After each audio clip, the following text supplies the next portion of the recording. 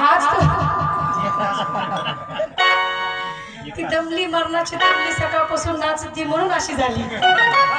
अगं बाई हाच तो दिवस आहे ज्या मेंढापूरमध्ये मी सून म्हणून आले आणि ह्याच दिवशी कारण भारुडाचे कार्यक्रम चालू होते आणि मी मला एक म्हणू द्या म्हणून आली होती।